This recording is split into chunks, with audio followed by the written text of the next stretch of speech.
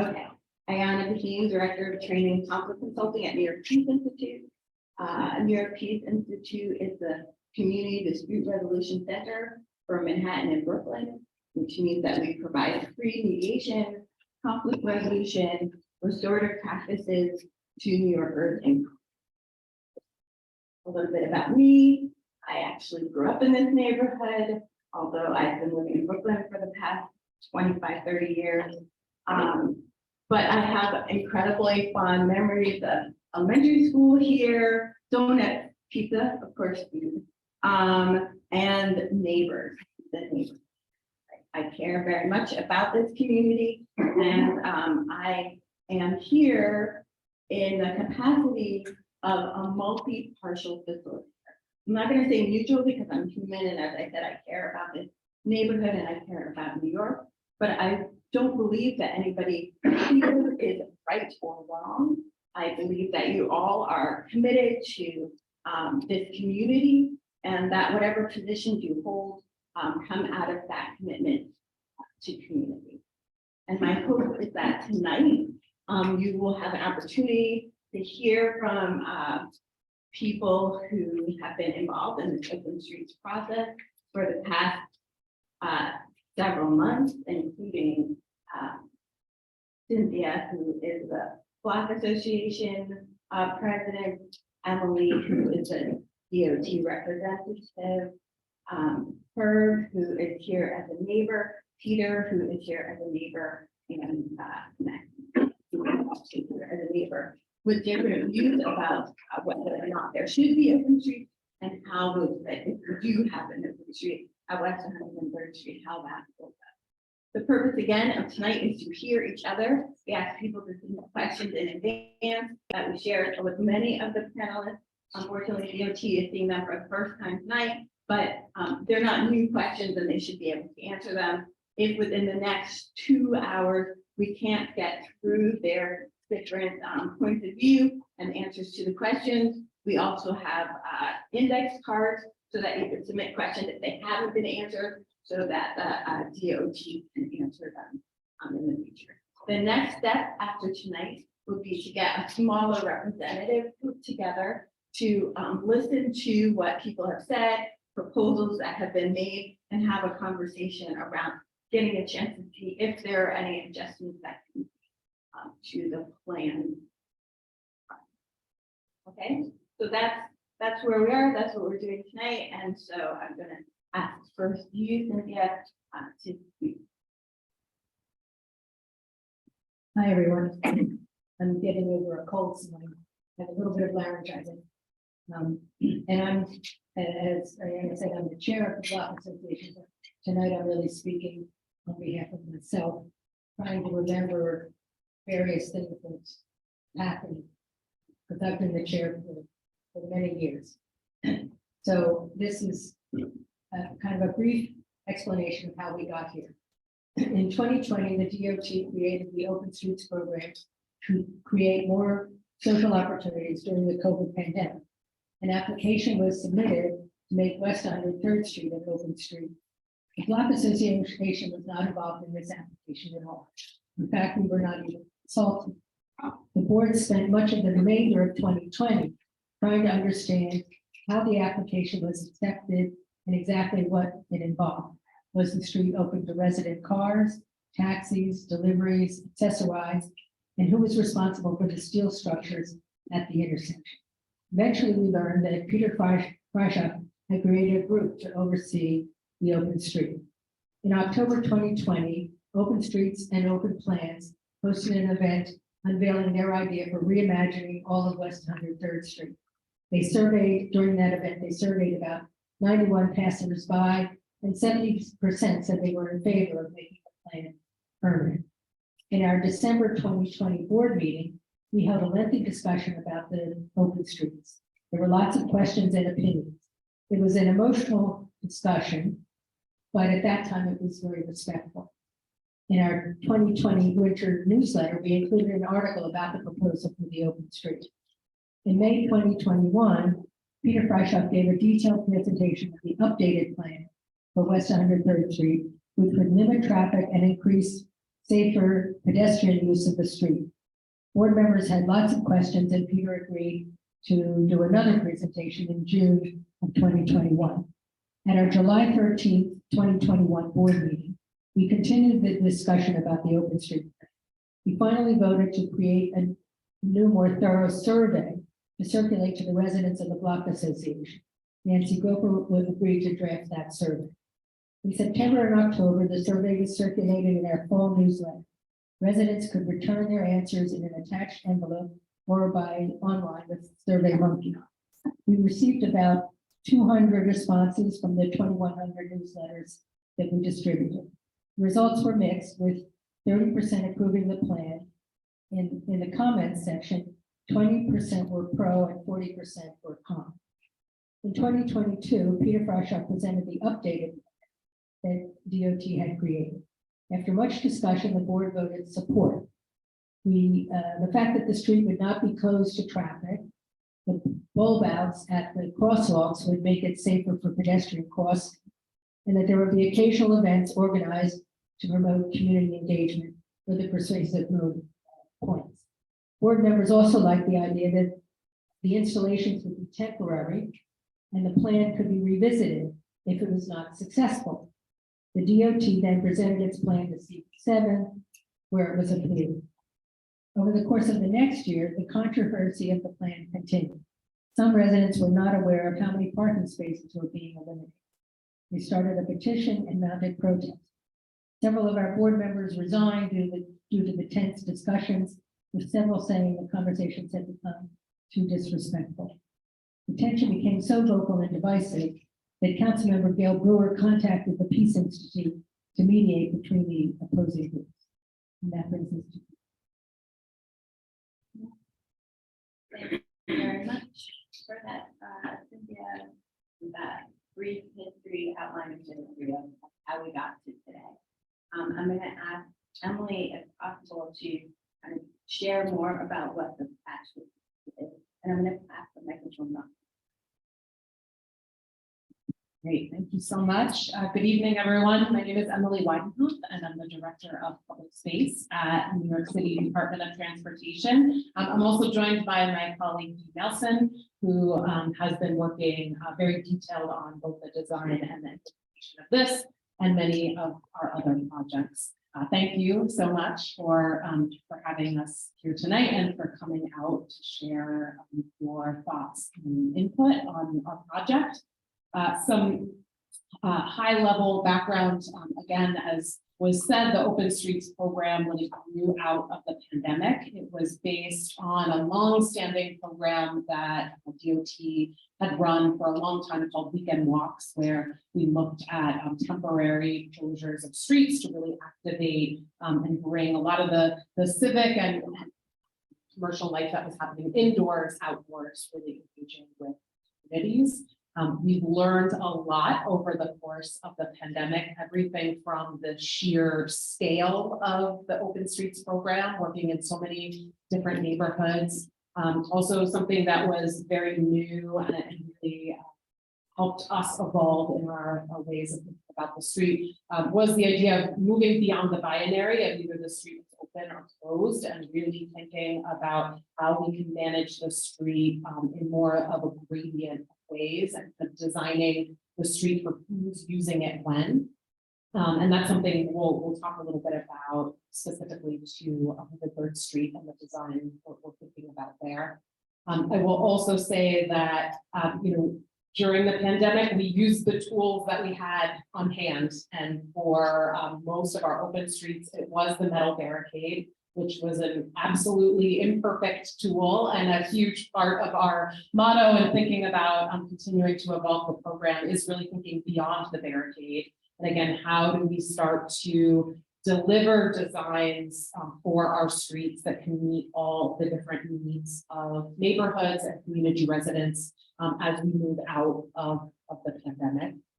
And so Open Streets continues to be kind of our lightest touch program at DOT, the kind of one end of the spectrum with a whole lot of other tools to design streets that are safer, that are better for communities, that facilitate slow speeds for vehicles, shorter crossings, which is an incredibly important tool for us when we think about communities with high populations of seniors, as well as carve out more space for pedestrians and cyclists to socialize and gather.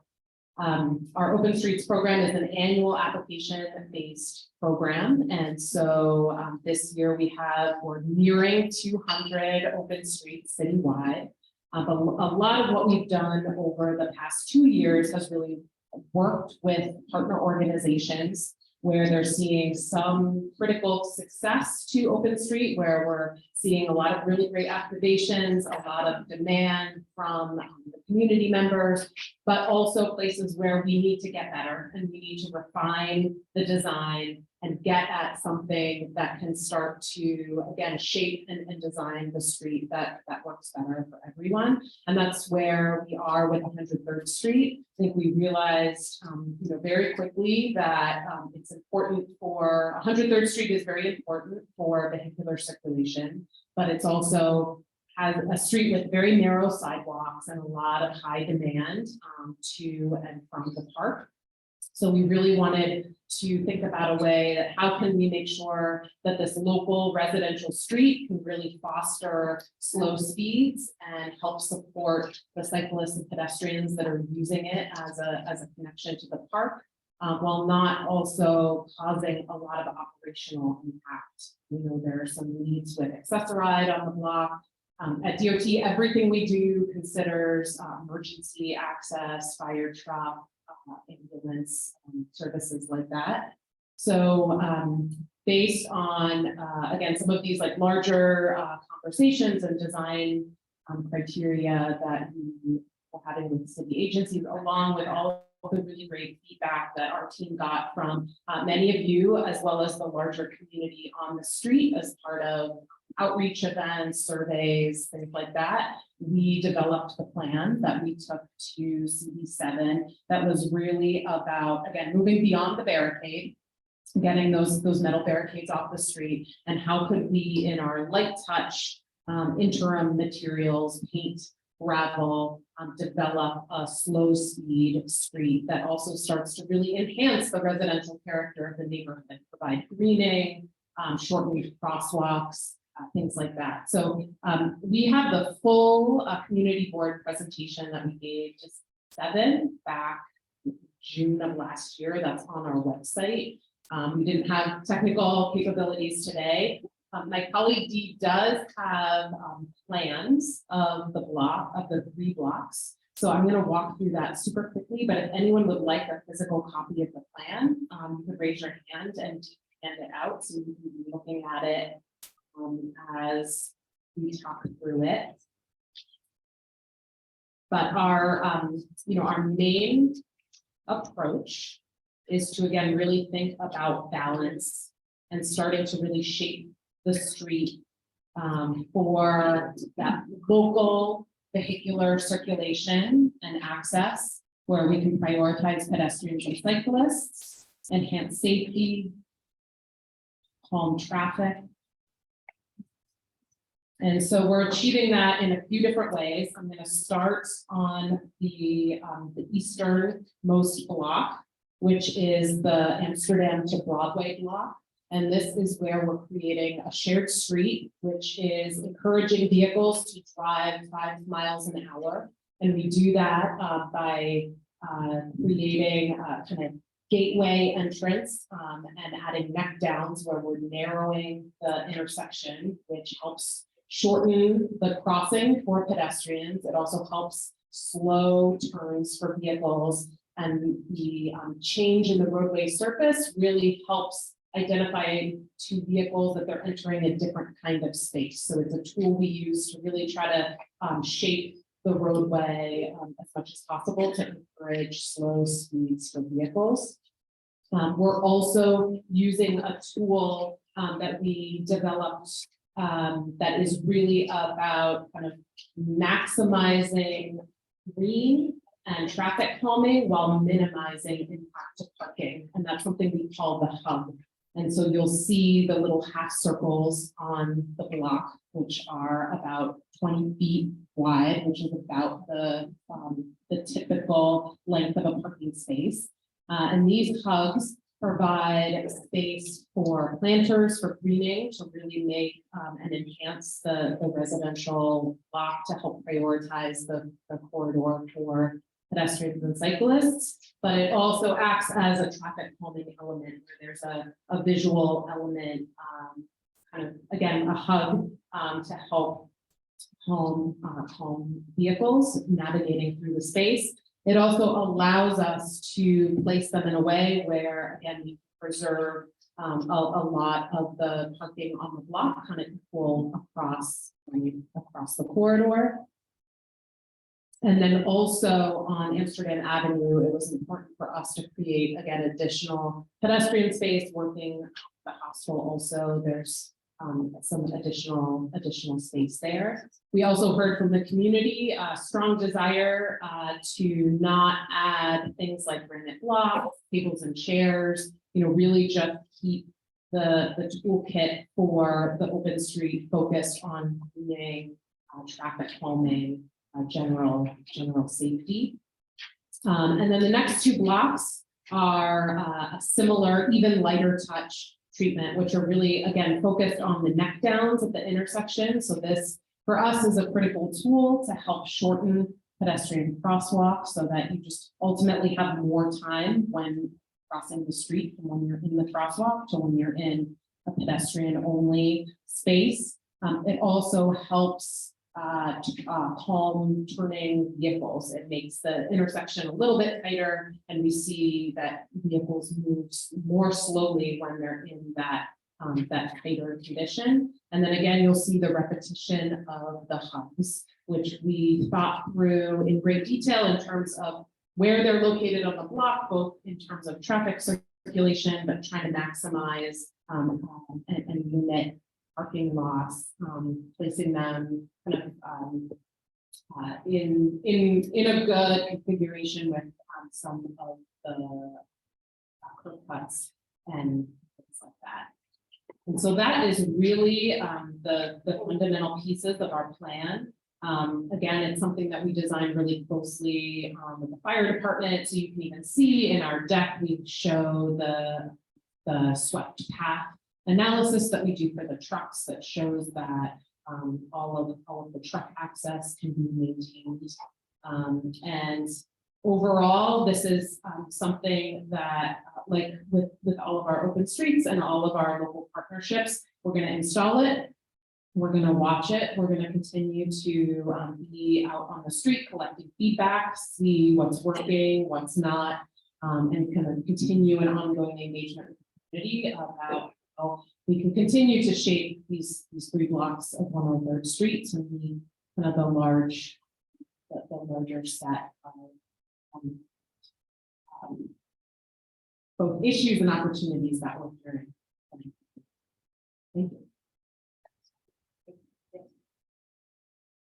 Thank you for that. So, just paraphrasing, I talked a lot about, wanting to prioritize different goals for different projects, and that for this project in particular, it's about prioritizing pedestrians and cyclists, beautifying the space and enhancing safety and traffic calming. I heard you also talk about the pandemic and how this open street project, while it existed in some form before, really grew out of a desire in the pandemic to provide public spaces for communities to get together as people have been isolating more and more and away from each other. So that is what I heard you say, and as you said, people have access to this plan okay. Next, I guess we'll go in the order that we're sitting in. That might make it easier. Did I thought I had Peter and then Maxine. But Maxine, I'm going to try. I would like two people to speak. in response to the process that Cynthia was talking about association. And then I would like her to speak to the design that she just presented. That was the order correct. And then I was, or Peter should do. But right now, I think You're like, would like to cede your space, or you want to no, have I'm your not speaking my state, I'm just saying, in terms of sequence, in terms of information, it's been given. One, Cynthia just saying what happened with officers. That would be, Nancy to tell, to give the information to people here, what that process was, that she was on the board. DOT has just given a lengthy, excuse me, I cannot hear you. Can you all hear me or not? Yep. No, okay, thank you. Thank you.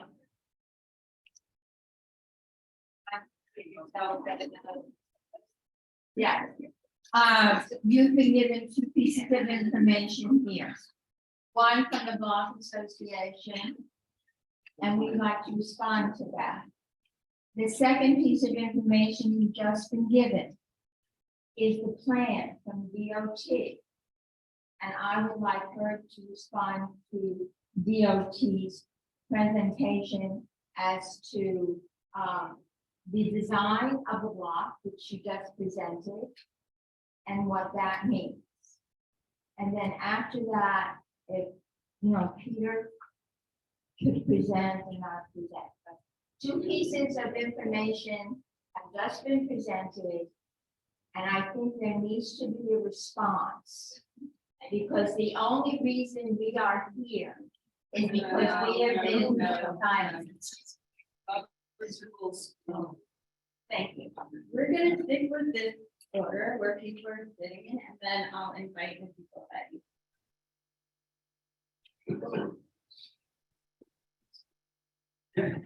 This is a unplanned meeting. And first, I want to compliment my neighbor here. Okay. I say I want to compliment my neighbor for a very professional presentation. The work that DOT is doing, whether I agree with it or not, it was completely comprehensive. It was very well, very well presented and understandable. Okay, my name is Herb Alter. I live at 875 West End. I'm one of the people who's been against this project. Okay, and I think best if I explain how it came about that I would be against it. Because normally, we would say, it's green, it's good. How could you not like it? During the pandemic, many of us were away, and I might remind you, some of us were aging our newspapers, didn't want to touch a newsletter, things that, that sort of information was not readily available. My wife and I left, she was sick, we stayed away from the city during the pandemic, and most of this happened during that time. It continued after that, but certainly it started during the height of the pandemic. So when I became aware of this, which was only last year, through the way that I found out about everything in the dog book, not through the newsletter that I might chance upon to read, but through talking to neighbors. I discovered that there were aspects of this that people didn't like because they were surprised by them. In particular, losing parking spaces seemed to be a big issue. I think that was what triggered a lot of the opposition. I don't think that is the only reason that people are against it. I think that one of the reasons they're against it, to start enumerating, is because they feel it's being imposed on them. I understood in the presentation how we're trying to test and see if it works, but I think what we're looking at is There are no elected representatives who are part of any part of this. The Block Association, I have volunteered to become part of it, to be on the board. And that makes me part of it. But I don't represent anyone other than the hundreds of people who signed petitions against open streets. You know, but otherwise, I don't represent anyone. The Block Association doesn't represent anyone.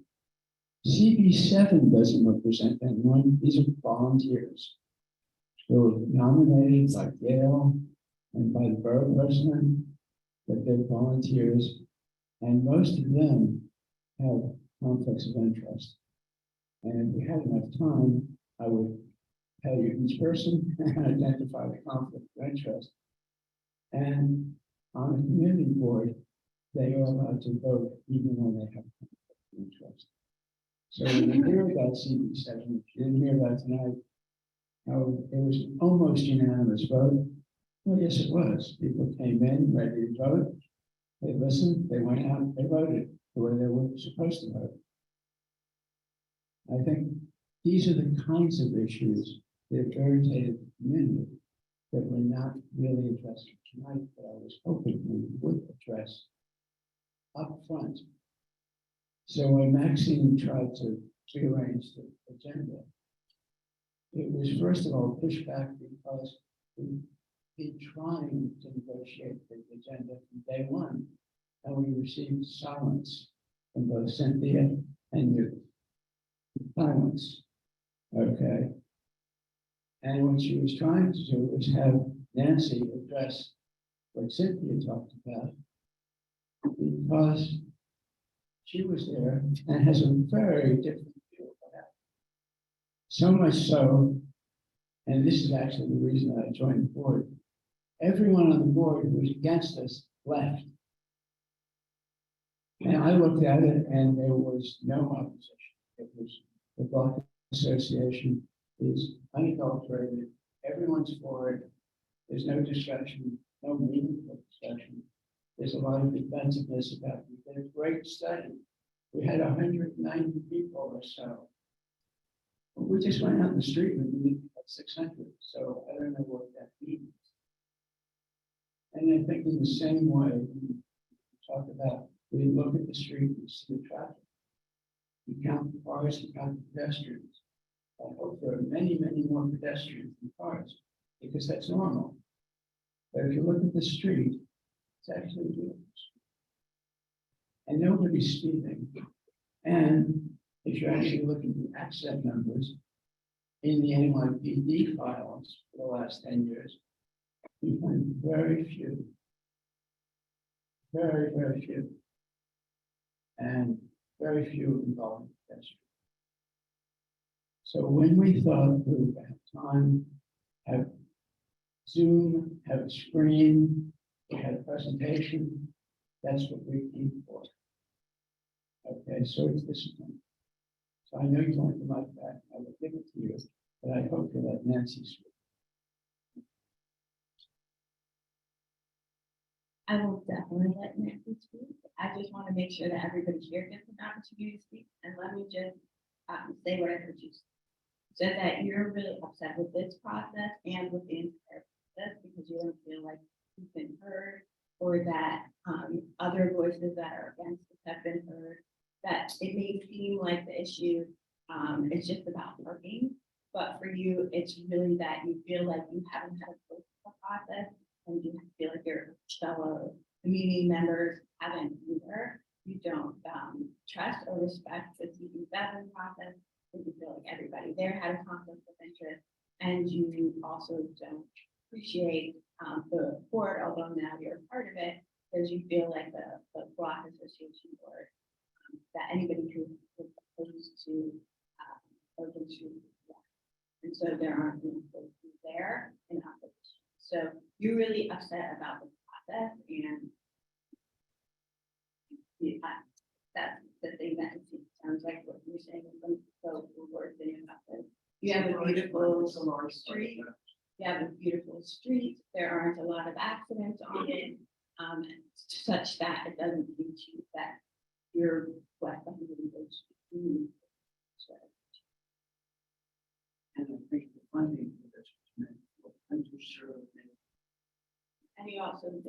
Having a conversation with each other, we just kind of move this along. We can, but I really want to make sure that everybody on the You know, panel. everybody's hot. All right, next person up is Peter. You can introduce yourself. Thank you. Thanks very much. Good evening, everyone. My name is Peter Frischauff. I lived on the Upper West Side for 72 of my 74 years and on West 103rd Street since 1982 with my wife Casey in the audience. And thanks very much for everybody who arranged this. Hesed, we're in Temple of Hesed, and that means love and kindness in Hebrew. So we're all hoping that we can leave here feeling a little bit better about ourselves than how when we walked in. And I also want to thank Council Member Brewer, who is here and whose heart really wants us to get along a lot better and quell the anger. I think it's important to understand how grateful we are for her efforts and that of 3 administrations, the Bloomberg administration, the de Blasio administration, and now with Mayor Adams, working with CB7, working with DOT. We are much safer in terms of traffic crashes than we were 25 years ago. Riverside Drive is much safer. West End Avenue is much safer. The Broadway intersection at 96th and 97th Street is much safer. Amsterdam, Columbus, and Central Park West is much safer.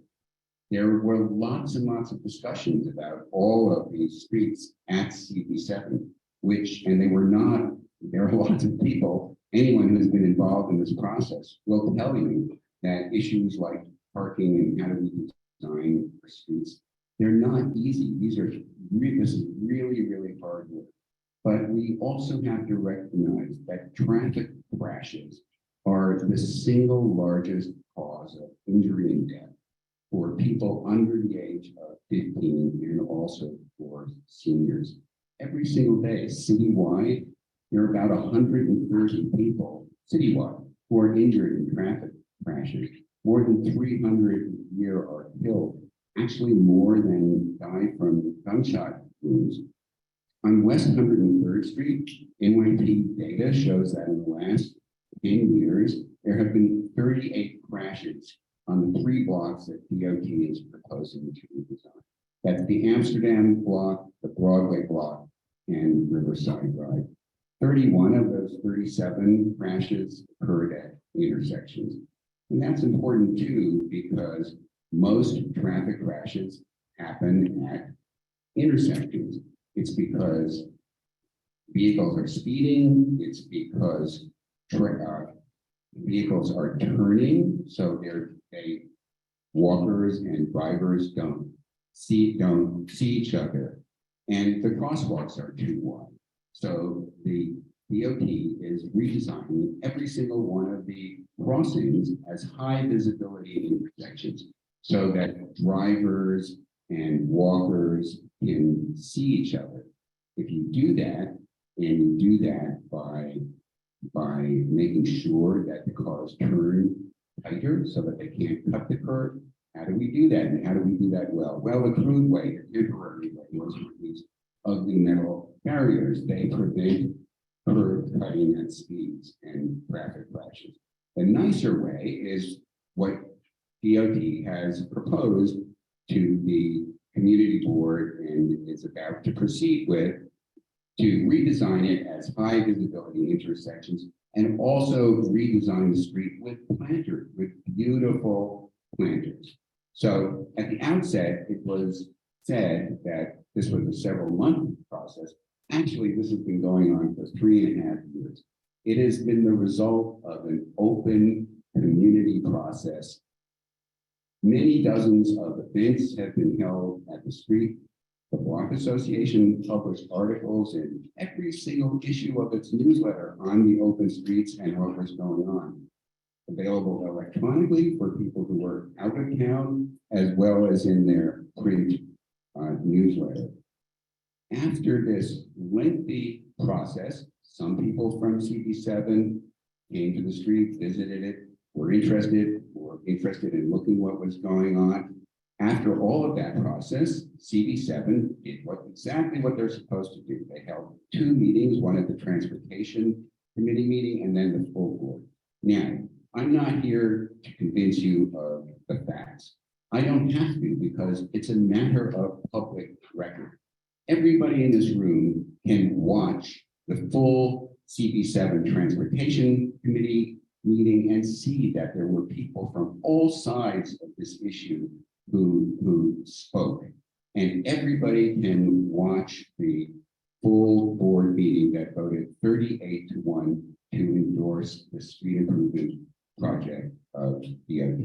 So this has been an open process with a lot of community input over 3.5 years. And that is what DOT stimulated DOT to say, you know what, this is a working open street. We're going to do this and we're going to make the street better. So you've already gotten a taste of that.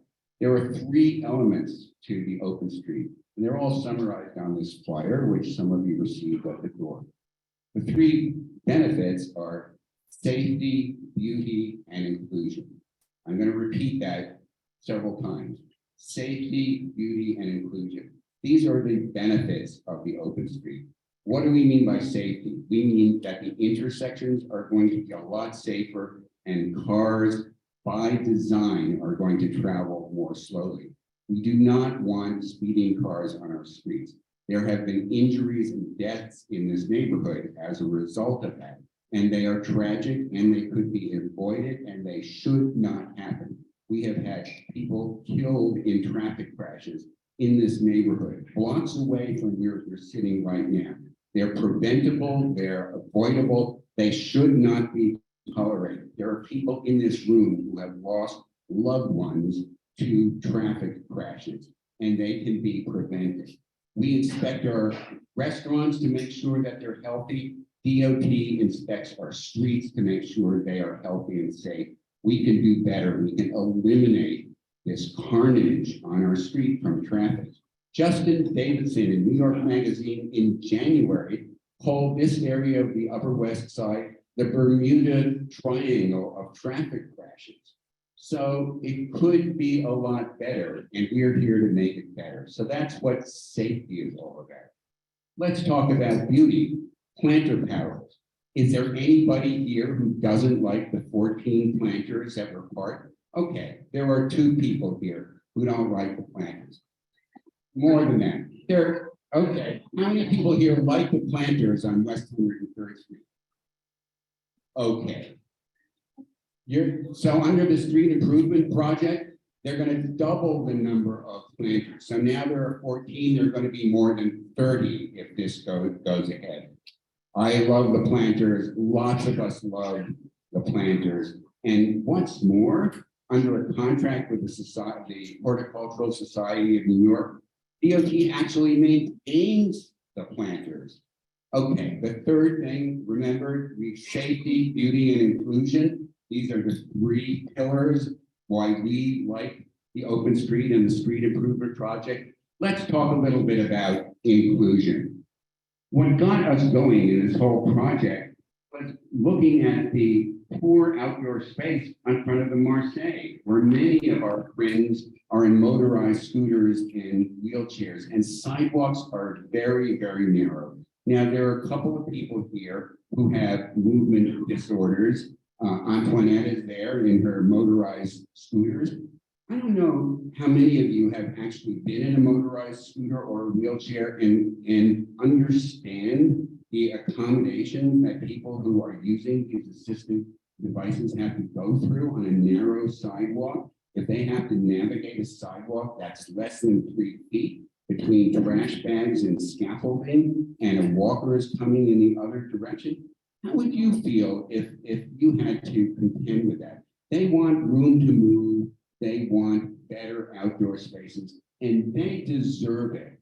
So part of the street improvement plan is to repurpose some curb space that was used for parking as public space. So at the corner at the Marseille, There's going to be a little parklet that wraps around Broadway, and it will be safe outdoor spaces, very much like you have seen at our outdoor events. So for the first time, the residents of the Marseille are going to have a high quality space where they can sit, where they can talk to the kids at the nonprofit Purple Circle Early Childhood Education Program. This is not a new idea. In 2009, Dale Brewer was at an event that we did with the Block Association where we repurposed that space around the Marseille. We had a little festival, we called it Senior Moments. And there were so many people on the street that enjoying the music and kids and older people getting together that our block association, the 102nd, 103rd Street Block Association, decided to do a survey. And that survey was done online in the newsletter and at the annual yard sale. And what did it show? It showed that people actually liked this idea of a more inclusive community and a parklet around the Marseille, a community where we could have 103rd Street connecting both parks. So the Block Association wrote a letter, this was in 2009, to CB7 and said, we really like the idea. We should make an improvement at the corner of Broadway and 103rd in front of the Marseille. And now we have the opportunity to actually get it, and it's going to be wonderful. We can do so much better for people with mobility, who are mobility challenged, who have a tough enough life and deserve to have quality outdoor spaces. The same thing is true at the entrance to the Frederick Douglass campus and Hostling International that Emily described. And I'm going to show you, this is how the entrance looks right now. This is what we're talking about doing in the future. Here's the intersection that Emily described. Here's how it looks now.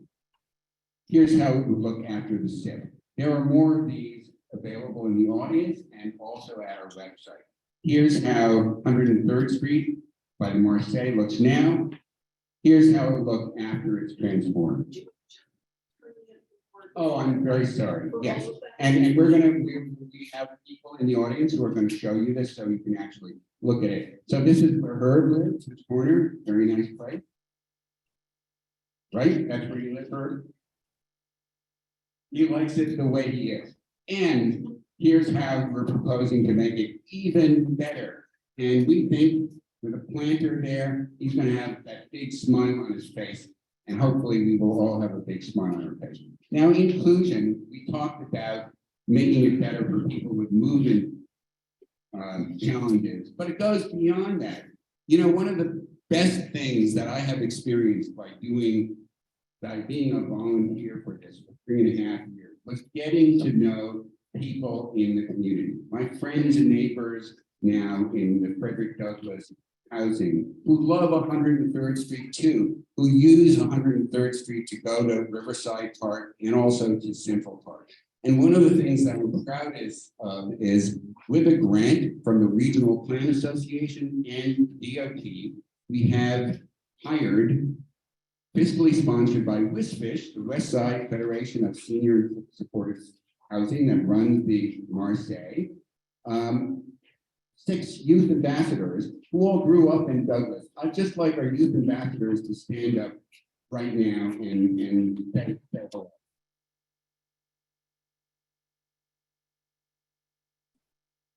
So our youth ambassadors, this grant money is being used to train them in doing asphalt art. What do we mean by asphalt art? We mean exactly what you see on this picture here, where the public spaces that are being created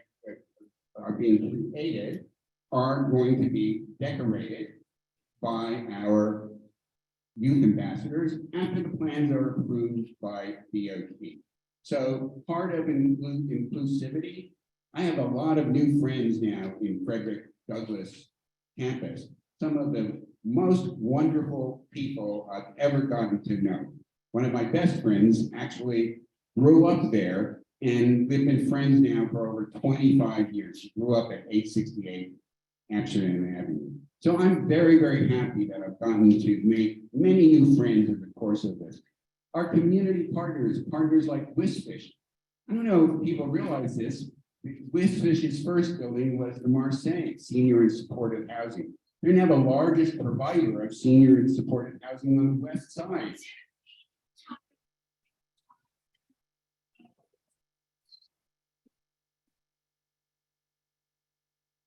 Okay. There's a request out there for an off switch, and I just want to say, Wishfish, great organization. This has been an open, democratic community process that went to CV7 where there were a lot of questions, and you should all look up these meetings yourself and decide for yourself on the process. So thank you very much, and thank you.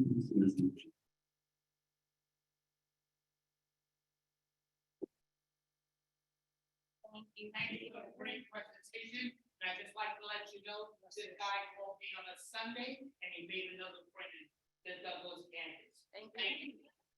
All right. We're gonna try to stick with our process here, and so Peter, just to capture what you said that this hasn't just been a few months long process, but it's been 3.5 years in the making. That there's been lots of opportunity for community engagement that you've been a part of, including the CV2 meetings that you referenced, CV7 meetings that you referenced that are available online. And that you're hoping that with these open streets, that you will reduce the traffic accidents that are in the neighborhood. You cited some of the accidents. I think you said there have been 38 crashes and 31 intersections. So your hope is that with the change in intersections, that will help with safety, that with the change by adding the planters, that will add to beauty, as well as your youth ambassadors and their art, and that you want to make this space more inclusive for people with mobility challenges. And you talked a lot about that, as well as bringing up people within the neighborhood, specifically people who live in Frederick Douglass, to be part of this. And you also mentioned Wishfish. Okay, so on that, I'm going to thank Maxine, Pastor Maxine, and then I know there was a request to have Nancy talk about the block association process, and then we're gonna get to the. For a lot of other people from the block association. Yes, my name is. Please stand up.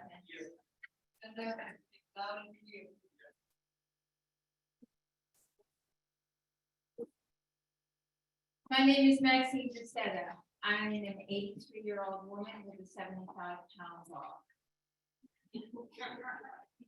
Okay, guys. We cannot access the subway with the dog, obviously.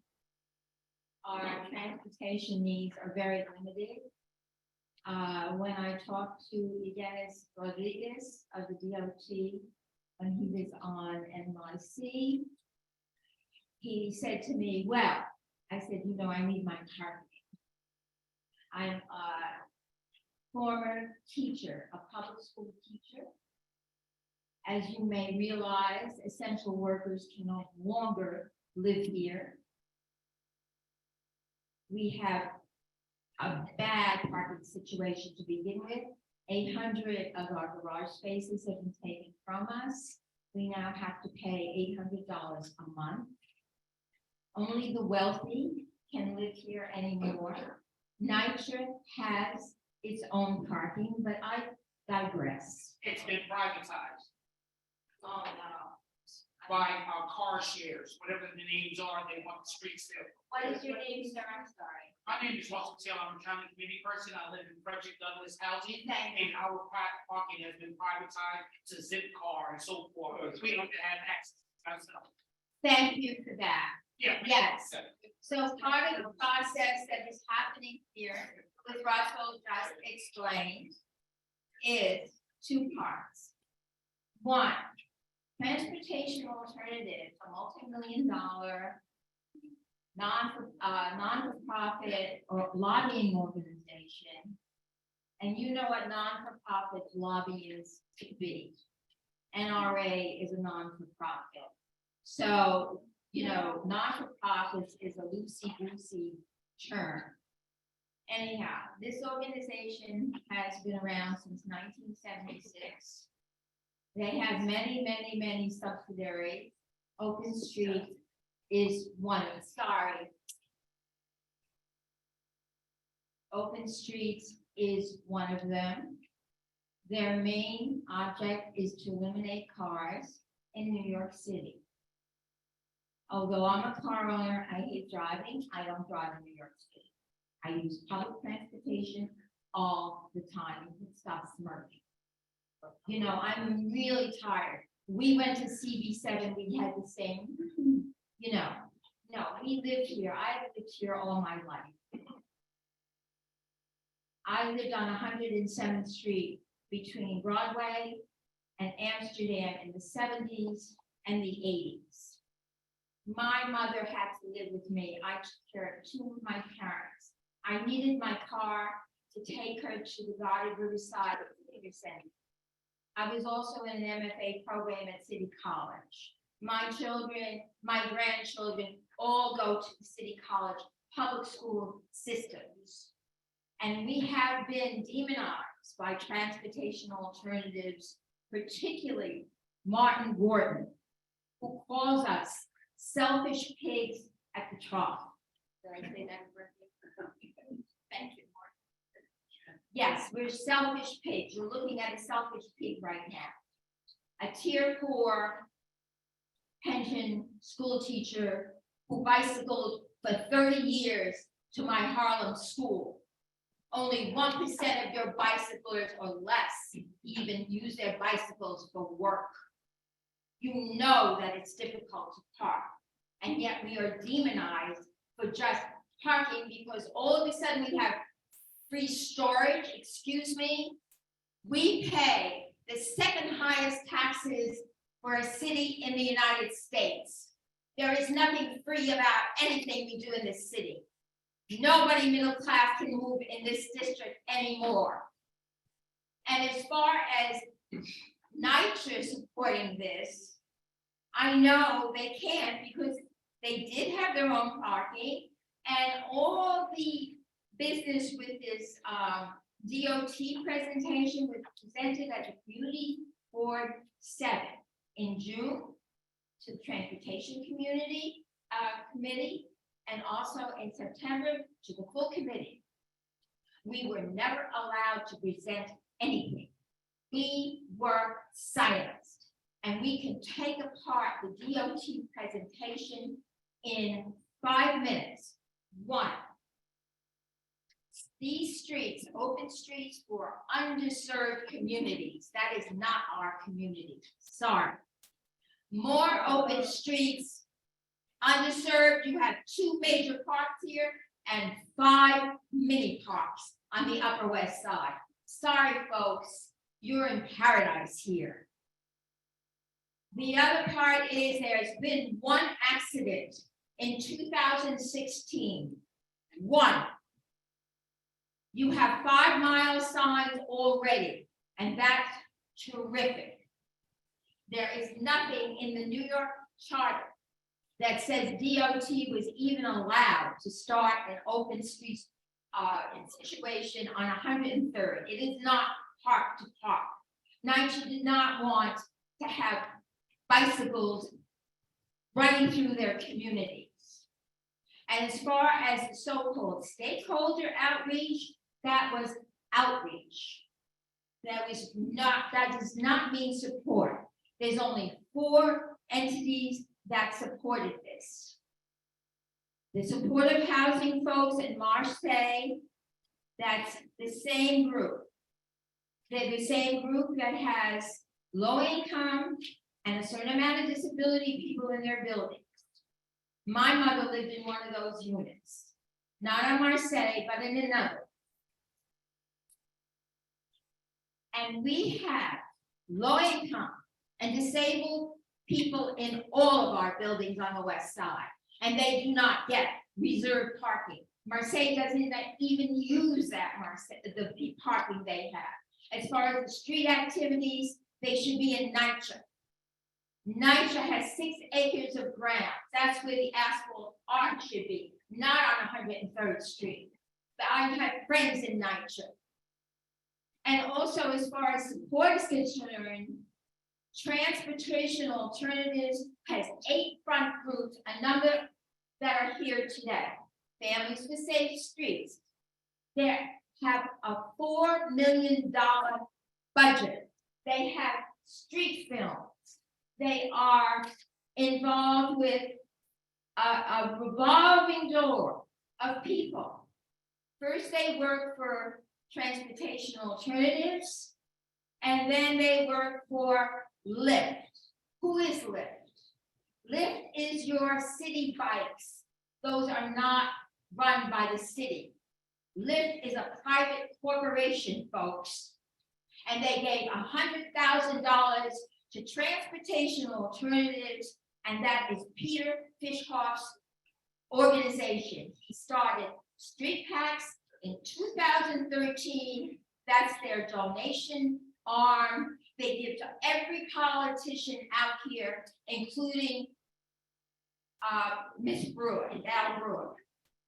They pose her photo op in front of a bike in her culottes. And I love Gail.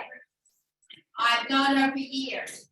But what this group is doing with their films, with their front groups, with their families, and their demonization of everybody.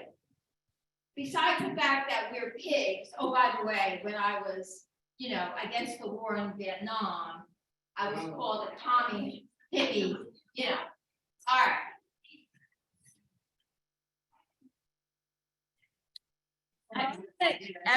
The people on the panel have an opportunity, they have 10 minutes, and they are presenting their cases, and you can hear what they have to say. And I want to say one more thing, madam. Sorry. Why am I so angry? My child was killed. My 11-year-old son was killed by a reckless driver on the turnpike on 195. And I almost was dead also.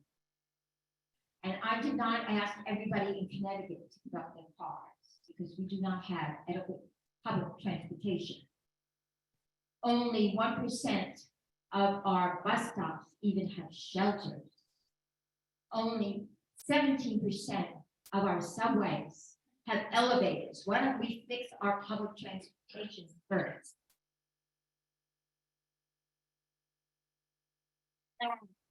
I just have one more thing to say, sir. When I healed, I took my 2 girls in the car. Yes, wait. When I healed, I put my kids in the car and I walked.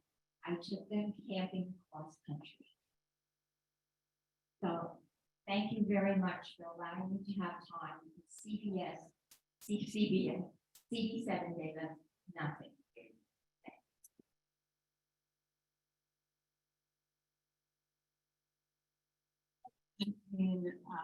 Thank you for sharing, and I can see you are very upset about this. You feel like you've been silenced, and you really wanted to use this opportunity to share with the community why this matters so much to you.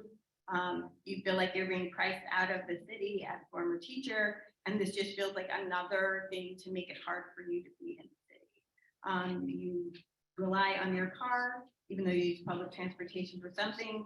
And you also said that you believe that Open Street is really for underserved communities. You don't see how this is an underserved community. And you don't believe that there are real supporters for this that are from the community, but really are fronts for transportation alternatives and corporations like that. Okay. And I'm gonna let Nancy speak about the Block Association meeting. Nancy, unfortunately, you're not gonna have 10 minutes, you'll have closer to like. Yeah. Can you hear me? First of all, I want to say that Cynthia did an accurate description of the block association trajectory.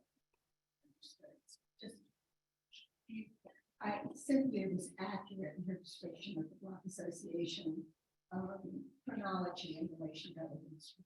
I do want to say that. Have no argument with what she said. The only thing I would say is that the survey that was distributed in the block association community reflected that there was a real divide in the community. Real mixed feelings about this. Some very positive, some very negative, and a lot somewhere in between. And I think that, passions are high. Peter is passionate. I really get I understand that he's passionate about it. Maxine is passionate in her rejection. I think we want to hear them both as honest in their passions. However, Peter's passion and the passion of those of you who share it has turned out to be impervious to the fact that the community is divided. And I feel like we really need to pay attention. I lived on 103rd Street for 42 years. I've lived on the Ethelbert side since I was 21 and I'm now 79. I love this community. And up until very recently, the immediate community in which I live has been a very harmonious community. And now it is not. And so what I want to say is thank you to Cynthia for getting this organized. For mediating here. I thank Gail Brewer, who's left already, for initiating this process. And the Portland transportation person for being here. I think that you may think that there is greater community support because Peter has a way of showing support from where it is, but really not showing support that is not there. And so you may have been blinded to the fact that there are a lot of people that are not support. I hope that we move forward. My understanding that was that we said that, and I really hope that we can come to some agreement so that we can return to some kind of an agreement means agreement. It means coming to some place where both those who reject and those who are can be. I would like very much, and I know that I've talked to you about this, and have Stephen thanks for very.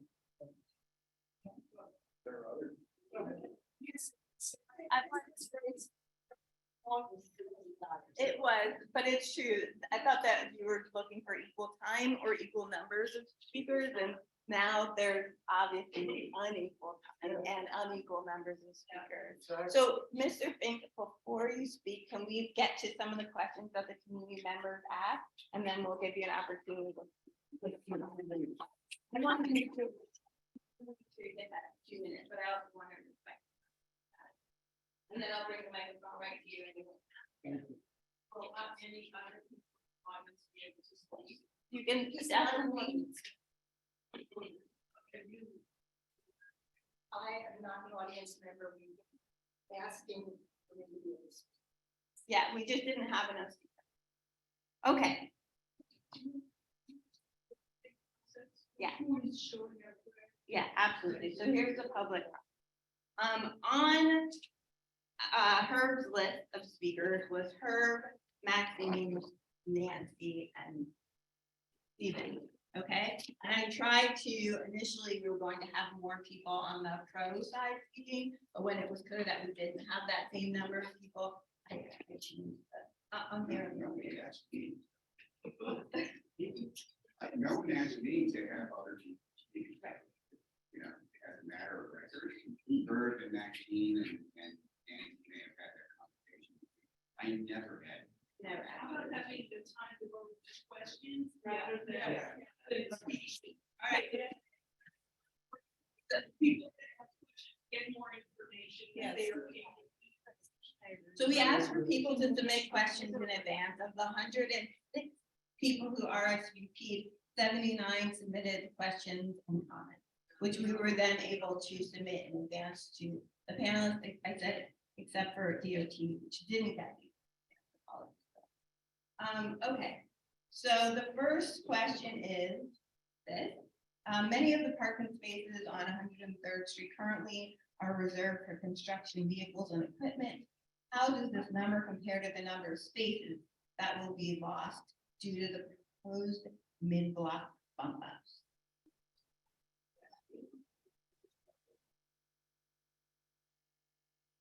So in terms of our overall parking counts, there's a net removal of 13 spaces impacted. There are 15 from 103rd, but we've added 2 additional parking spaces on Amsterdam. And there are going to be a lot of spaces that will be turned back to the community once the construction staging goes away. So overall, I think the overall parking impact will feel much less significant once the project is installed. It's 1 day a week. Sorry, to keep going. I'm gonna just keep going with these questions to make sure that we get to the one that we're pre-submitted. This is on this point. I've done a count, there appear to be 15 spaces occupied by construction today, so that there will be net gain of 2 spaces. So after the 15 spaces are released, and then 13 are taken, there will be 2. No. Okay. Additional. We have to, enough existing potential parking on the streets, right? Because if we are moving. All right, she doesn't have that information, but we'll add it to the questions that you can get responses to. Okay, we need a percent of how much is wrong. I'm gonna pass you Absolutely. a note card. And just ask your question and then how it can be responded to. Okay. The next question is, why can't most streets on the Upper West Side get this treatment?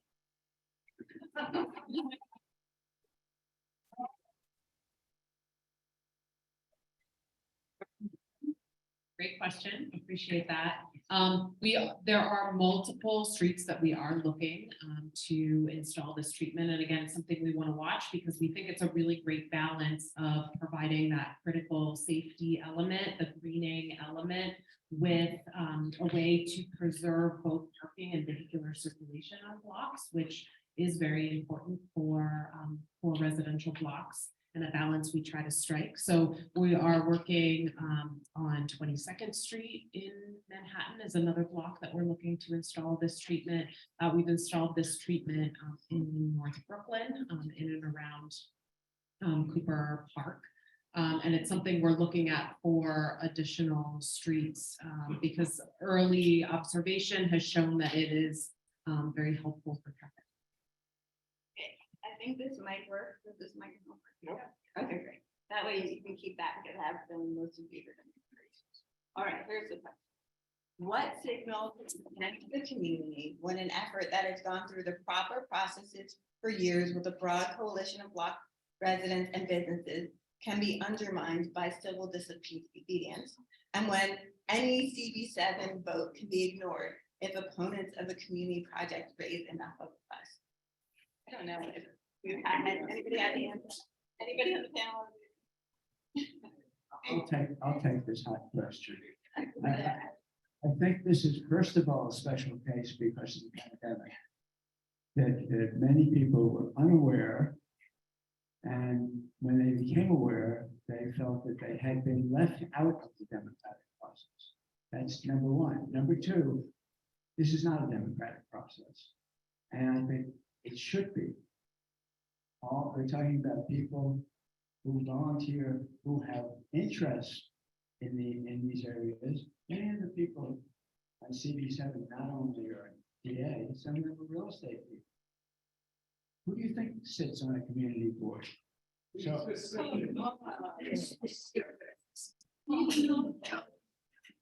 But you want me to name names? But I had most time. Howard Jarvis? I mean, It's not happening. Do you want to, you're on. It's not unique. It's not. Right. I like that process. I'm for it. All right, so as I said, different people here have their different perspectives, and he volunteered to answer that question. It's No, not. he's slandering I CB seven. said slander. I am a co-founder of Families for Safe Streets. I have lived on 103rd Street since 1985. My husband was a physician for this community. He was killed because a truck took a fast turn into a crosswalk. All you need is one. His death destroyed aspects of my family. We had over thousands of patients who lost their doctor. He was the soccer coach for teams on the Upper West Side Soccer League in Riverside Park. All of those kids were affected. Your facts are wrong, Maxine. To slander TA, to slander Families for Safe Streets. We are the ones who are advocating the things that save people's lives because it's how we deal with our grief. For losing people that we love or because we have been severely injured. And that's over 4,000 people a year in this city from traffic violence. These are crashes, not accidents, because we know what the causes are and we know how to prevent them. And that's what an open street is. It's one of the ways we do this with daylighting, with aspects of what serve pedestrians, the disabled, the seniors, and the children. This is not something to be tossed out as something that the transportation alternative is one of their many fronts for, any more than the people who have served and spent years and years on the community board and withstood people talking about things in the way that you have. It is hurtful. It is disrespectful. And I have been a clinical social worker for as long as I've been a teacher. Let me finish. So please, thank you for listening.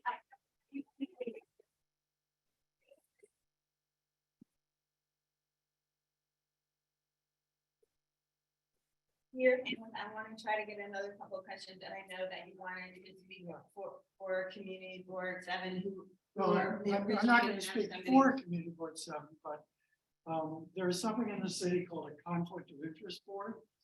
And it rules on when community board members have a conflict of interest. And it says you have a conflict of interest when you have something financially to gain from a board vote. It does not say that if you're a member of a community organization or an advocacy group, you have a conflict of interest. That is something called a consistency of interest. And this has come up several times at the board, and it is really borders on slanderous to continue to accuse members of Community Board 7 from having a conflict of interest. Which would be illegal activity. Which would be an illegal activity. Yes. Thank you. We should be thanking them. You were told that you heard their feelings. So, yeah. And you were told that. Is it okay? Because I really want to make sure that everybody else gets a chance to give you at the mic.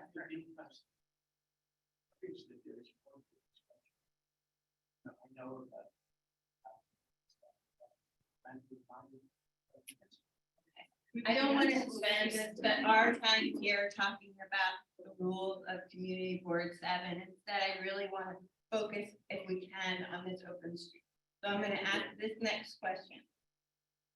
If opponents of the open street proposed safety and beautification improvements prevail, will the planters be immediately removed? And if so, is there any chance that they can be restored, and if so, under what circumstances? So if people who are against this like, is removing the planters something that is on the rise?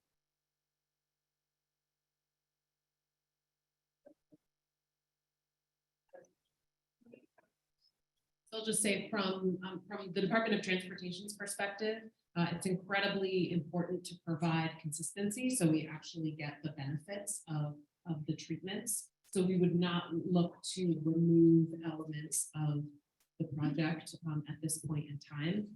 Again, for DOT and our public space team's public process, we feel confident that there is support and that there are critical safety benefits to this proposed plan. And so our current plan is to implement the project, continue to analyze it again, see how it goes, collect survey and feedback information from the community, and make a decision from there. It would be a decision that we take publicly to the community board. That's an important part of the process.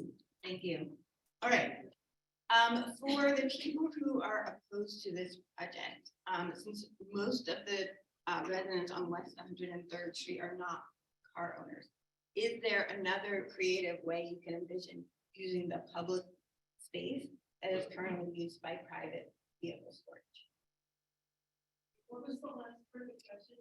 Is there another way that you envision using the public space that's currently used for people with private cars to store their cars? Is there another plan that you have that it can be used to benefit the public?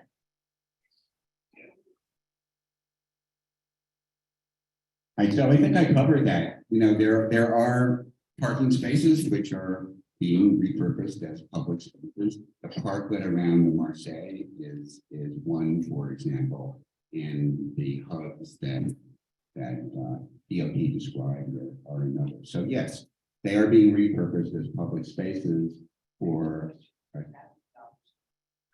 Yeah. Did I misunderstand the question? I think the question was, if you're opposed to this open streets, do you have another way that these spaces can be used for people who are not car owners? Do you- Or not car owners.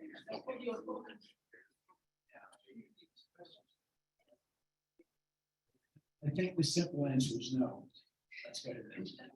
Next question, could you tell us a little bit more about the survey of West 103rd Street neighborhood about who supports and opposed to this?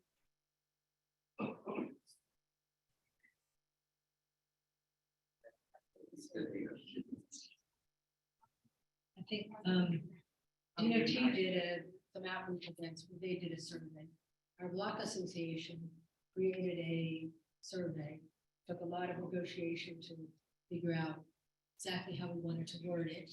And then we circulated that through the newsletters and through, you could also answer on what's it called, a Survey Monkey. And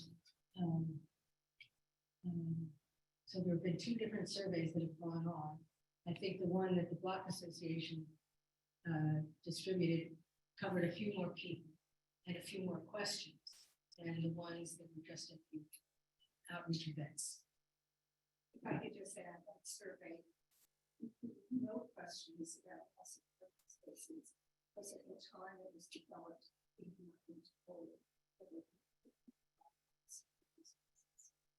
We That can, survey also didn't give you an opportunity to say that I do not, this, it was just a question of how. Don't you want, you know, the streets to be safer, do you want more green space, never said, are you against that? There were a couple of different surveys. So there was a Block Association survey, which didn't talk about parking spaces, but did say if this is something you're for or against. And then the DOT survey that just sought to get more information about like what it could look like and what you would be interested in.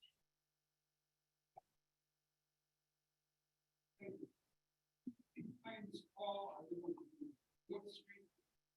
Third, I do not drive a car. I do not have a dog in this fight. I do not. Know me. I've been 40 years in the neighborhood. Like tonight, our friends are mostly on the Amsterdam side. Some of you know me, but most friends, because of our family background, either non-English speaking or in. So, folks, I'm listening to you. I've lived 40 years in this neighborhood. Never. We have had far more serious grave issues. Something is wrong. And we've got to ask this. Some of it is a post-COVID atmosphere from here to see. But some of it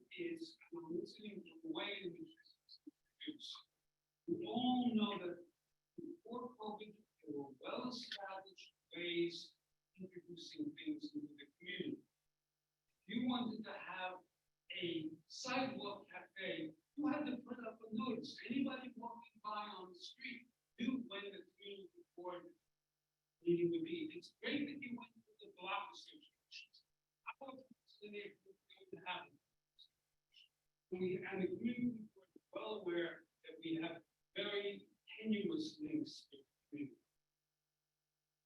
The normal ways, the elected officials, posting of signs up on the streets. These were not. This sign on a barrier on the street that announced the project, gave us, here's the plan, they had to keep it. That's not the way it's normally done, it's not done with these. Here's the time and date of the meeting, and everybody in the community, I'm sorry, being a friend with somebody who lives in a project is not a process. That is not, that, the process is democratic. And it's posted. That's the sense of democracy. And I have to say,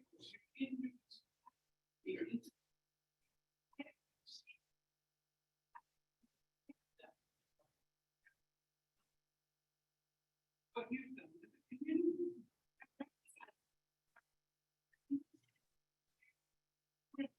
What I would like to see you do is take a big step and now give people a chance to make up for the hard feelings. I also don't want to establish a precedent that post-COVID, the previous pre-COVID systems that ensured some degree of community democracy are not respected. I'm very worried about that, and I see that going on throughout the city, not just in the public, but also in income distribution and. No, I'd like to see the number of that's degradation of people. Thank you.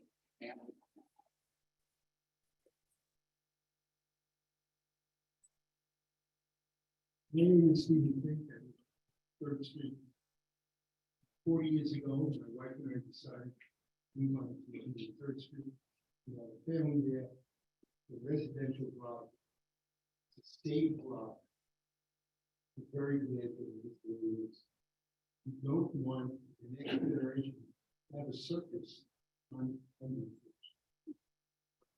We talk about the block association, we do a number of projects which we don't need. And flowers, and tree lights. We have Halloween party, Halloween parade. We have a flea market and the block association, and then people who live there who do extra things. We don't need DOT to tell us what we need. At the present time, Neil C., who's a DEA agent, family is sick. She was called in an emergency, and she's now driving to New Jersey. For example, she has to come back. She doesn't need. Okay, Michael also lives in my building, works for me, drives in from New Jersey, comes every day. He needs it. There are disabled people in my building, one of them needs. So when we need things, people have to come with a distress ride, ambulances, or whatever it is, to our building. We can't walk 4 blocks away from me. Just, can I just finish, please? I just finish.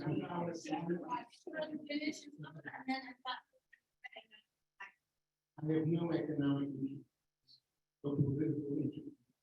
We ask the people who have the appearance of economic interest and political interest to withdraw from this.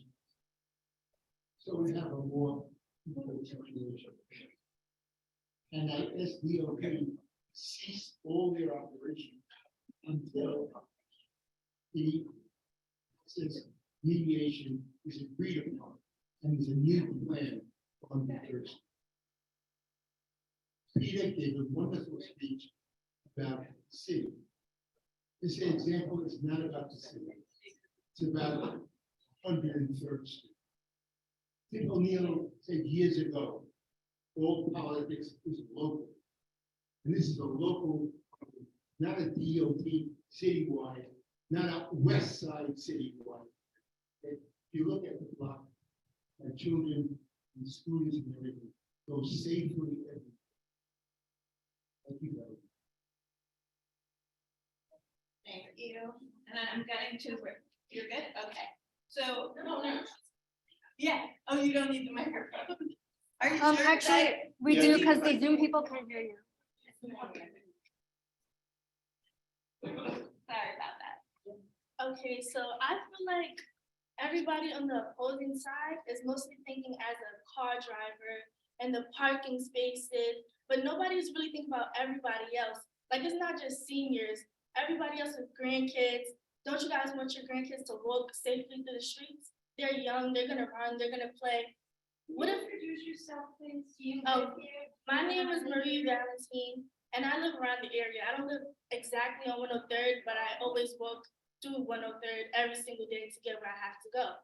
I feel like going on their points, I see why everybody feels bombarded, but the planters and the events, it's for the community. Like, it shouldn't be anything wrong, because we've hosted events like me, the youth ambassadors, Peter, he's come out of pocket for so many people, for everybody with their grandkids to come outside and just enjoy themselves on their street. So many people from the Merced has come outside, enjoyed themselves with their grandkids.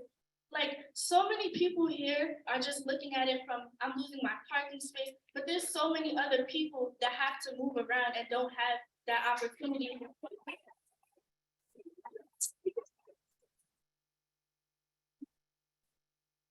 One more point. I just have one point, because everybody's just saying, oh, there's not that many crashes, not that many accidents, but it really only takes one. It only takes one person to just accidentally turn or just speed. But if they're not speeding, they can't really hit anybody, and nobody is seeing that point. What? You can hit somebody. No, but if you're speeding, you're more likely. But you're more likely to hit somebody while you're speeding than if you're seeing your turn and who's there. All right. Thank you. Thank you for speaking.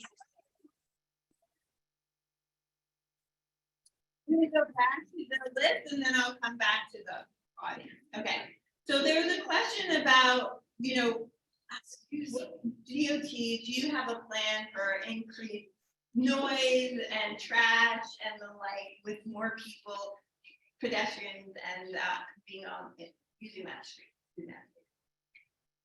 So again, I want to say that this design, we feel like, is a very light touch, very balanced approach. It's not like one of our more typical public space projects where we're fully closing a street and bringing a bunch of tables and chairs and creating a public space that will have a lot of events and frequent activity. This really is something that we've scaled to what we feel like is meeting the demands of pedestrians and cyclists that are already using the corridor, and again, in a balanced and respectful way. Everything we do, we think about maintenance and the sustainability of it. And so we are working and have, again, our crew through the Horticulture Society of New York that will be providing some maintenance assistance that will be taking care of the planters, making sure that there are seasonal plantings and that those planters are thriving. And that, again, will be in partnership with the 103rd Street Coalition. Thank you. All right, it seems that the way the street is being designed, there's nothing permanent about the changes the DOT is planning to make. So what will be the objection to giving it a trial period of a year or so to see what the effects are, positive and negative, actually are? Then further adjustments could be made after we've assessed the results.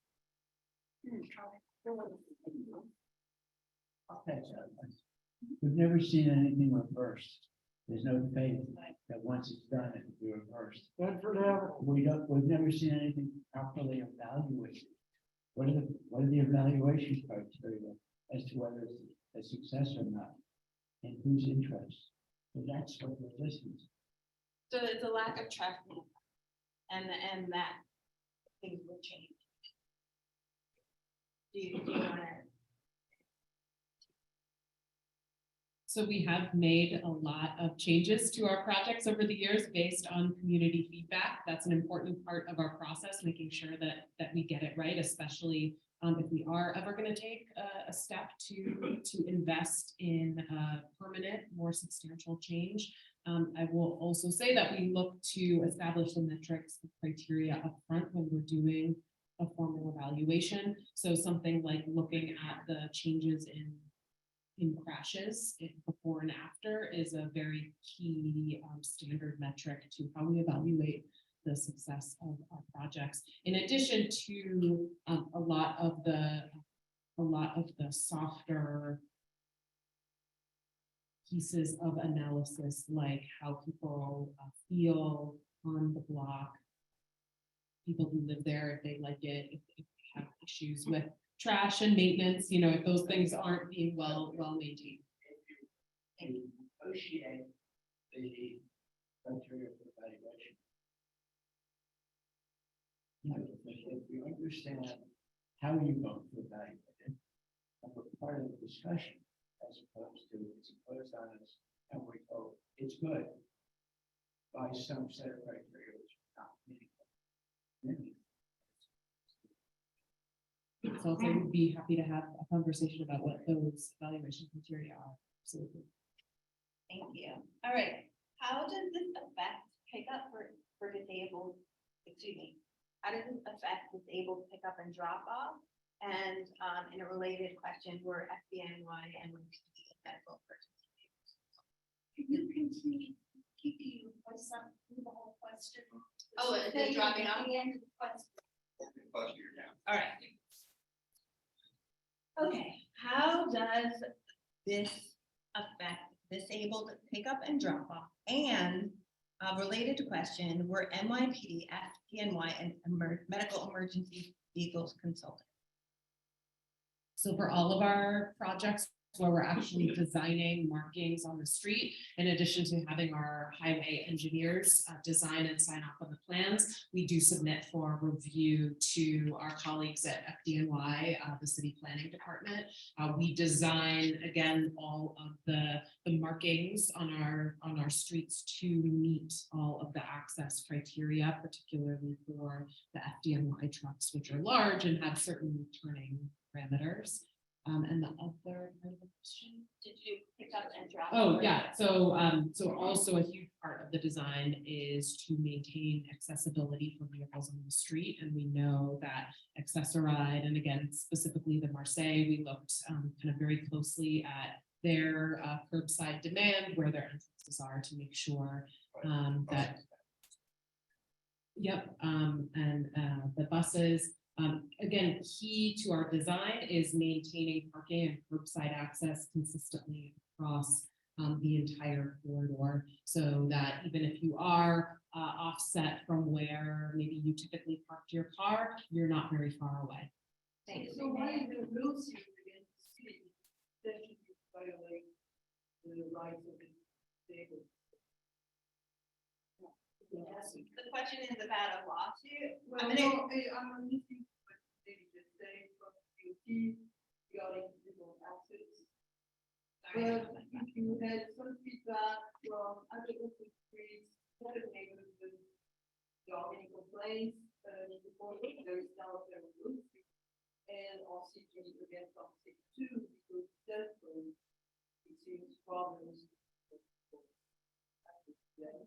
Access for them, getting certain things. Can you tell us about these lawsuits that was filed against, Open Street in April 23rd of this year? So you're referencing a lawsuit that was filed against Open Streets. And you're also asking a question that was my next question here, which is, what's been the experience of other neighborhoods with similar projects? There is a federal lawsuit under the ADA Act, the American Disabilities Act, against the Open Street project in New York City. Also, I want to mention something about the fire department. We have been to the fire department. The take on the fire department is DOT does not listen. They cannot have longer, the ladders. They can't bring longer ladders down our block because it's too narrow. And therefore, they cannot reach the higher buildings on our block. Given this plan. Obviously, Maxine had spoken with somebody and DOT had spoken with somebody. They have opposing views of what.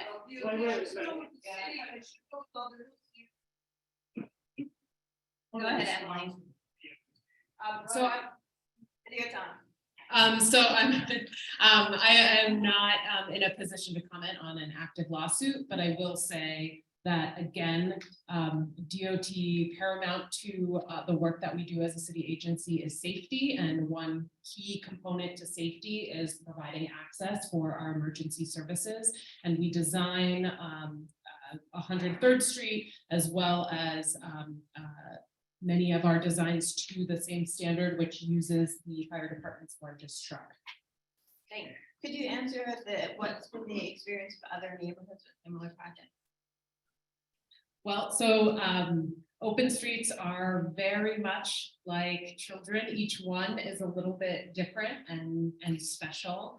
I will say that we are very excited about this design and this location because it does solve for some of the challenges that we've been seeing with the imperfections of the barricade. When there is a barricade and someone actually has to physically get out of their car, when they have to move something, that obviously can be really challenging depending on the diversity of street users. So we're really excited about this design. And again, what we hope to evaluate and potentially translate to more streets across New York City is that this is a light touch way of starting to build in the self-enforcing slow speed streets that really right size the street for a residential neighborhood, but again, still allows for vehicular use for pickup and drop off, the kinds of curb access that residential buildings need.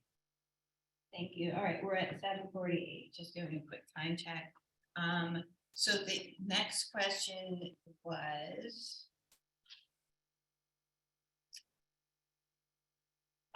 If being an underserved community is a requirement for Open Streets project, if being an underserved community is a requirement for Open Streets project, if that is true, how is this an underserved community? So being an underserved community is not a criteria of participating in the Open Street program or a criteria of our public space projects. What underserved community, as well as a bunch of other critical factors like crash and safety data, for example, those are criteria for how we prioritize projects and how we distribute resources and technical assistance to our partner organizations. Thank you.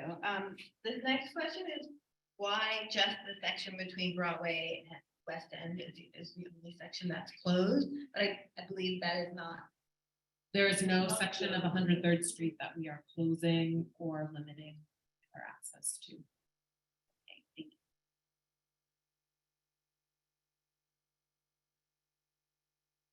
you.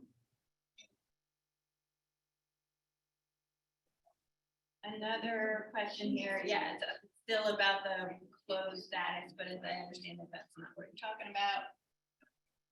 This next one is also about being closed. The next few questions on the list are just about what it would mean for the community if the street was actually closed. And since it's not going to be, I'm skipping through those, but I just want for people who submitted those questions that I see them and that they've kind of already been addressed.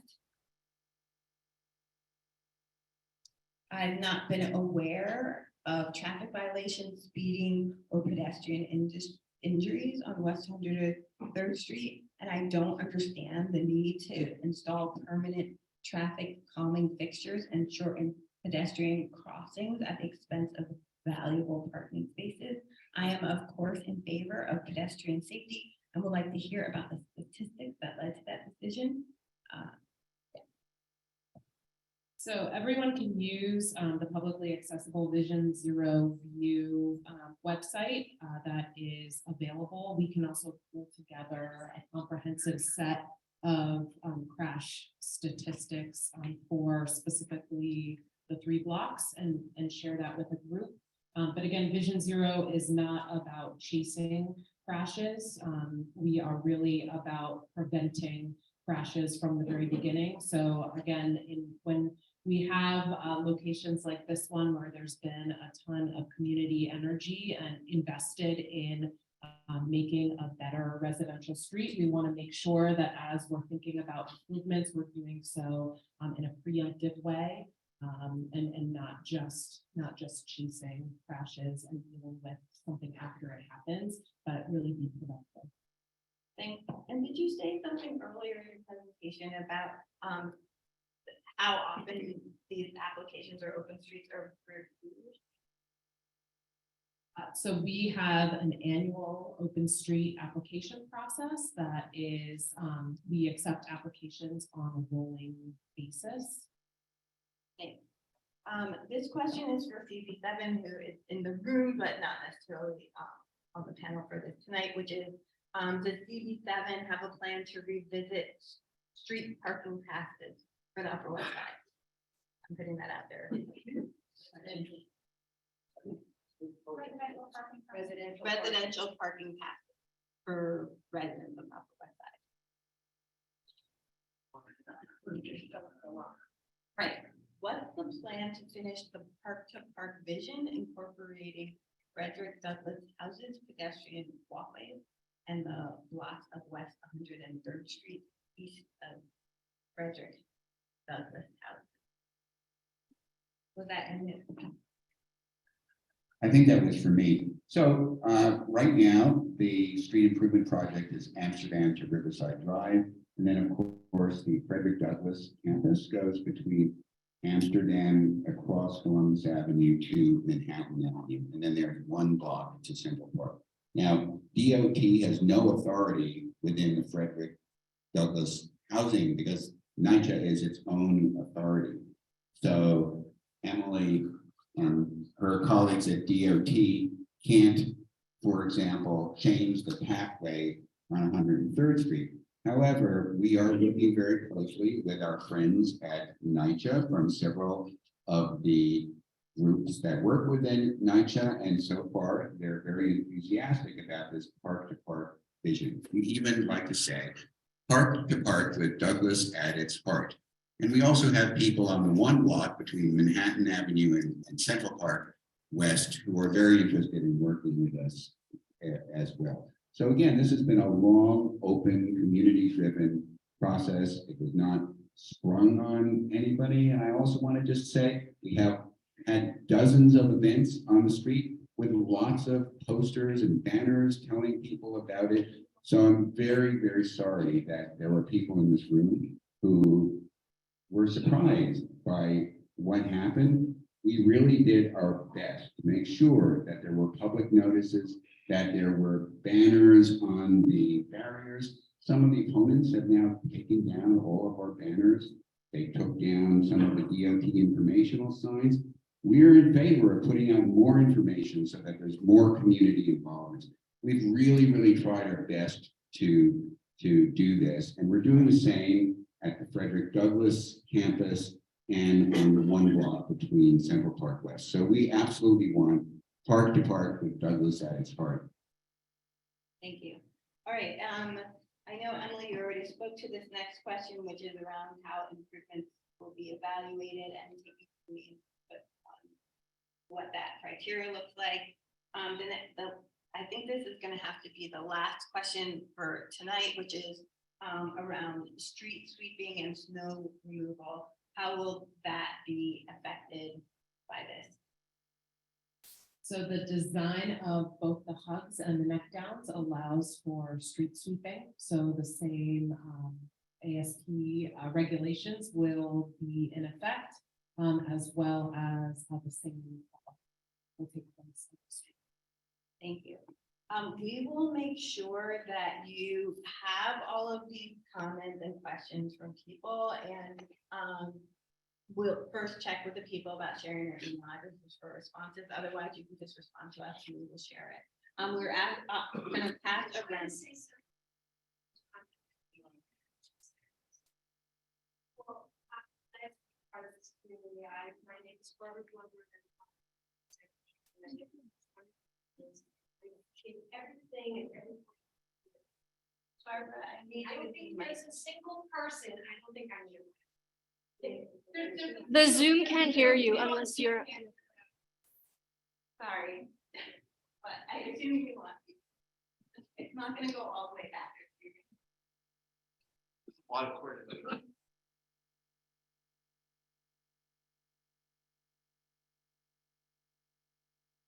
All right, is that on now? Yes.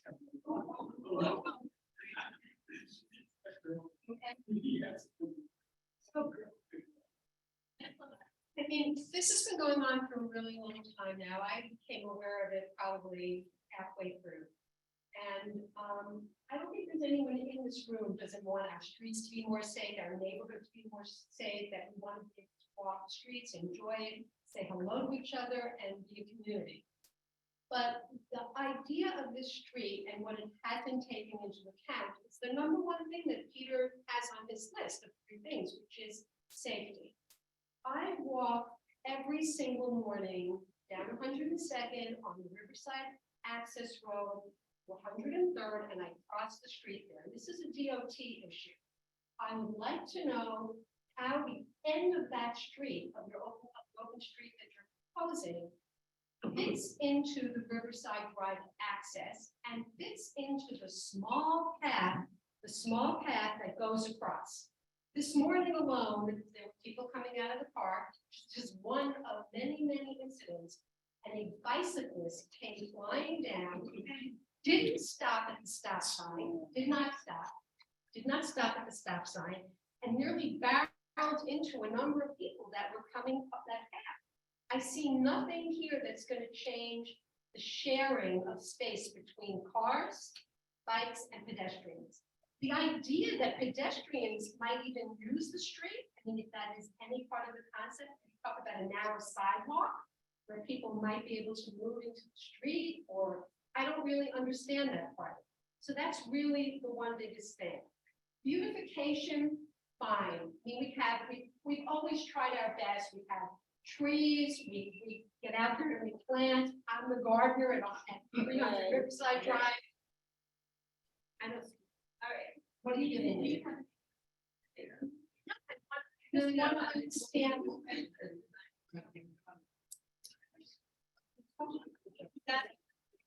Yeah.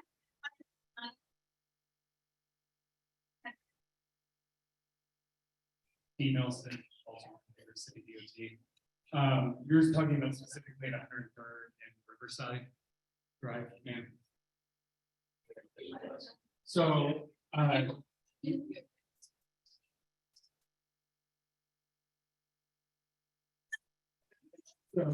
yeah, because of like specifically the FDNY access, the additional pedestrian space and stuff that we want to add. Sorry. Because of the FDNY and emergency access, all the things that we're saying that we go through an arduous process, making sure that people that need to access for emergency services, and we weren't able to do as aggressive of improvements as we would have liked to at Riverside. But there is going to be some channelization that pushes people away from the blind side with the vegetation when you're coming eastbound out of the park. It's not, let me tell you, it's not. So- The stop sign is, and it can't be moved.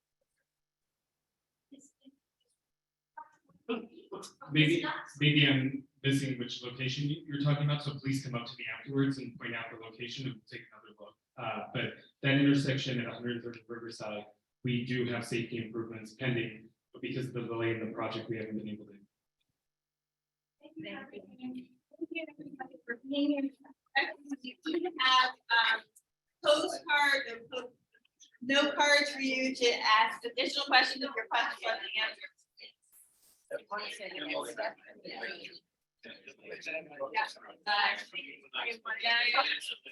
Each other, and that way.